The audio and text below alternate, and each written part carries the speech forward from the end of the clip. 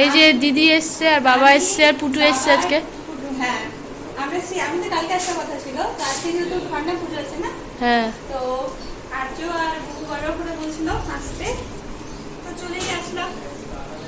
আসার সময় আমি বুবুকে বলেছিলাম আমি একটু ভিডিও করেছি, আমি ঢুকছি, করা হয়নি।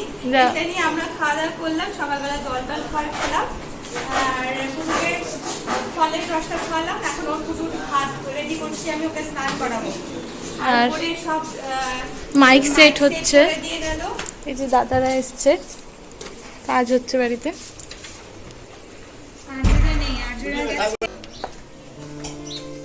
এই যে বাড়িতে গেটের দু সাইডে দুটো আমাদের কলা গাছ দেওয়া হবে। আর এই যে গেটের এই পুরোটা গেটটা সাজানো হচ্ছে, এই যে ফুল দিয়ে সাজানো হবে, ফুলের গেট হবে। এই হলো ফুল, আর এই ফুলের গেট হবে এখানটায়। আর ওপরে মাইক মানে বক্স সেট হচ্ছে। আর্য গিয়েছে সমবায়িকা বাজার করতে, সব পরশুদিন রান্না হবে, তো তার সব জিনিসপত্র, চাল তেল মশলা যা যা লাগে আর কি, সব সেগুলো বাজার করতে গিয়েছে।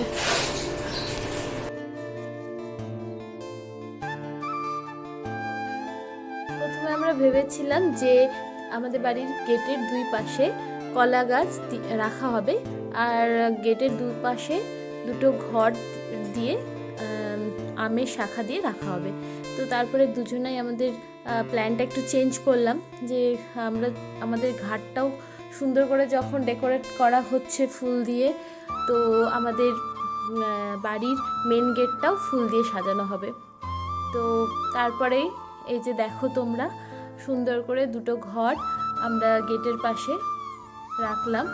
যদিও দিদি ভিডিওটা করে দিয়েছে এবং দিদি সাহায্য করেছে, কারণ সকাল থেকে এত ব্যস্ত ছিলাম, কোথায় কি করব না করব বুঝতে পারছিলাম না। দিদি প্রচুর সাহায্য করেছে, ও পুচুকে রেখেও অনেকটাই সাহায্য করে দিয়েছে। তোমরা এখানে দুধ দেখতে পাচ্ছ। আজকে আমাদের বাড়িতে ছট পুজোর খরনা পুজো, তো আজকে আমাদের বাড়িতে পায়েস হয়। তো এই বছর দুই ধরনের পায়েস হবে, চিনির পায়েস আর গুড়ের পায়েস। আমার শ্বশুর বাড়িতে চিনির পায়েস হয়, আর আমার ননদ এসেছে, মানে ওর দিদি এসেছে, তো ওর দিদির বাড়ির শ্বশুর বাড়ির নিয়ম হলো গুড়ের পায়েস হয়। তো এবার আমাদের বাড়িতে যেহেতু দিদিরাও করছে ছট আর আমাদেরও ছট হচ্ছে, তো দুই ধরনেরই পায়েস হবে। আর ছট পুজোর প্রধান প্রসাদই হলো রুটি, পায়েস আর কলা, এটা থাকবেই।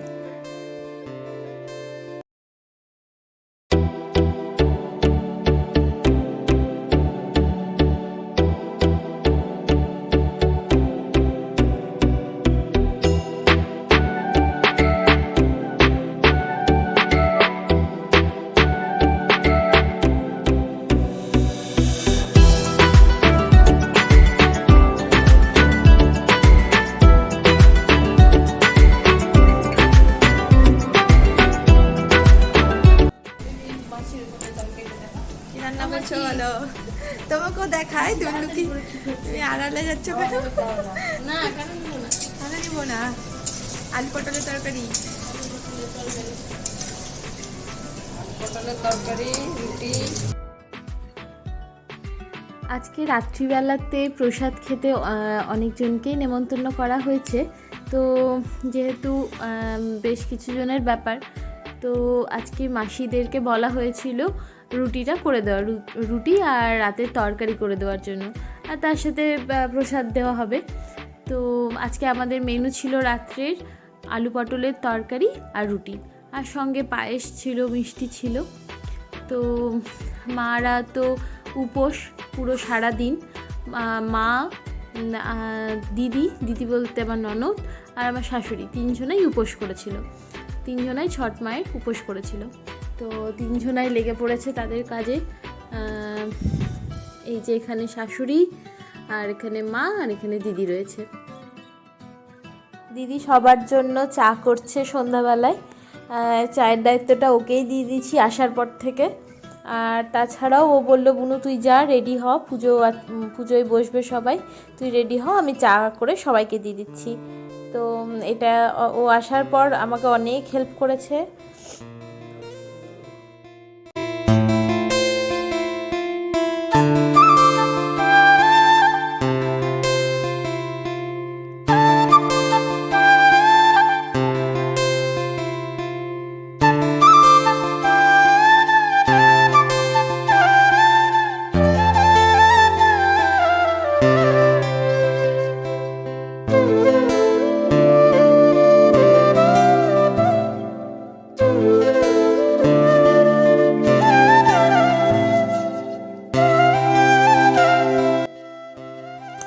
আর এখানে দেখো আমার মাধব আর কেশবকে, তারা রীতিমতো সকালবেলাতেই নতুন জামা কাপড় পরে একদম রেডি।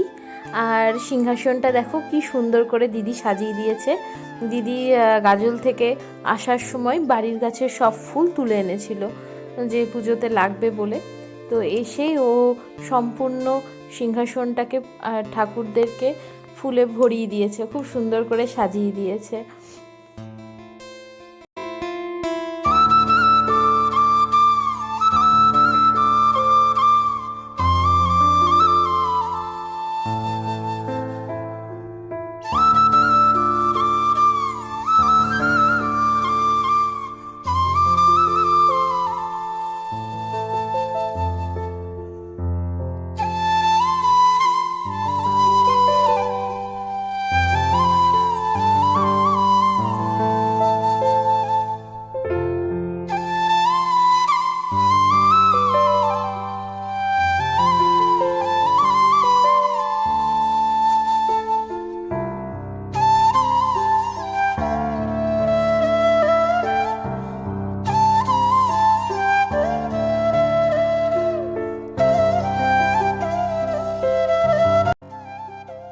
আমাদের সবার খাওয়ারের যে রুটি সেটা মাসিরা করছে, আর যেটা ঠাকুরের প্রসাদ রুটি পায়েস সেটা একদমই আলাদাভাবে আমাদের নিরামিষ ওভেন রয়েছে, ঠাকুরের বাসনপত্র রয়েছে, সেখানে দিদিরা করছে।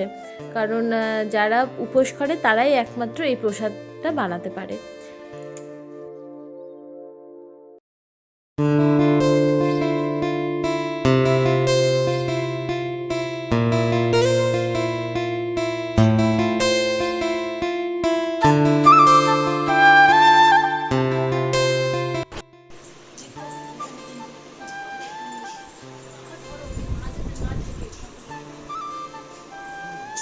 মামা